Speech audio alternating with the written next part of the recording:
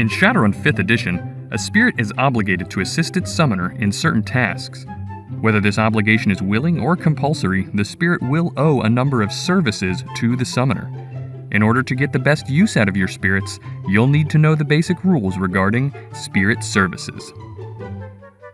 On a basic level, spirit services are a way to measure the amount of aid the spirit will be providing to its summoner. This aid may be provided enthusiastically or begrudgingly. However, this is largely a roleplay concern. For our purposes, services can be thought of as the number of discrete orders that you can give your spirit before it leaves your service. The number of services that a spirit owes you is equal to the number of net hits you received on your spirit summoning test. Check out the video here for a short explanation on the basics of spirit summoning. If you bound your spirit, you may have earned additional services equal to net hits -1 on your binding test. Check out this other video on the basics of spirit binding. There are two broad categories of spirit services: bound spirit services, which can only be performed by bound spirits, and unbound spirit services, which both bound and unbound spirits can perform.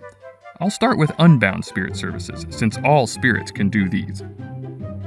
In the list of unbound spirit services, we have combat, power use, physical task, and remote service. Combat and power use are pretty straightforward. You can spend one of your spirit services that they owe you in order to get that spirit to aid you in combat. The entire time the spirit is helping smite your foes is considered only one service. You do not have to spend multiple services to repeatedly order your spirit to swing his fist. Ordering the spirit to use one of its spirit powers is also a service. However, if the spirit is using the power as part of aiding in some other task it is performing, then it does not count as a separate service.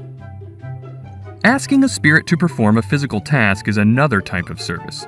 This is merely getting the spirit to materialize and handle some sort of chore in the real world, like carrying boxes or filling out tax forms. Not very exciting, but useful nonetheless.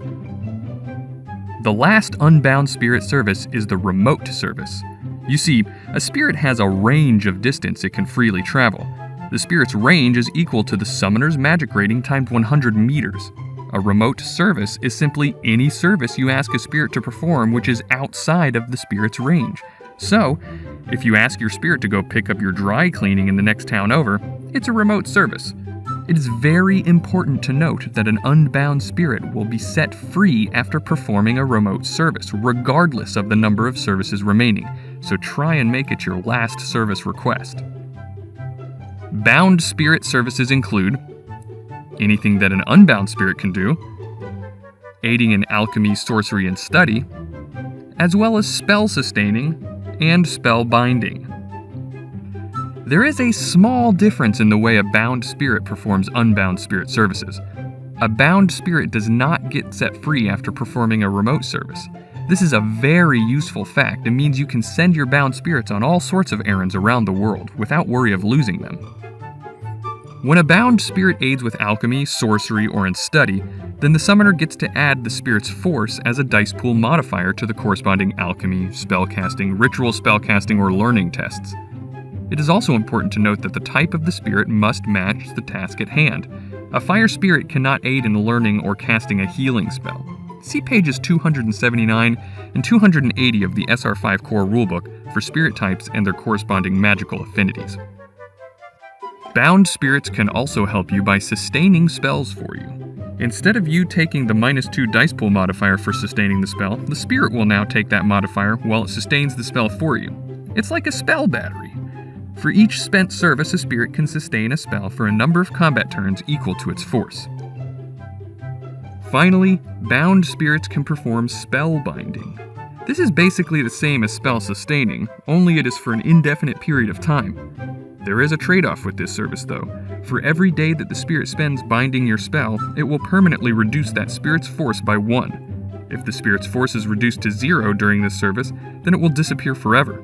Spellbinding is pretty painful for spirits, and they don't really like it. You've been warned. Thanks for watching. Tell me what you'd like me to do a video on sometime in the future. And if you liked this video, please consider becoming a patron on patreon.com/complexaction. Patrons help make GM Screen possible, as well as other videos on Complex Action. You also have the potential to get rewards, like copies of the drawings you just saw, signed by myself. and maybe even custom-made dice. Check out patreon.com/complexaction for the details.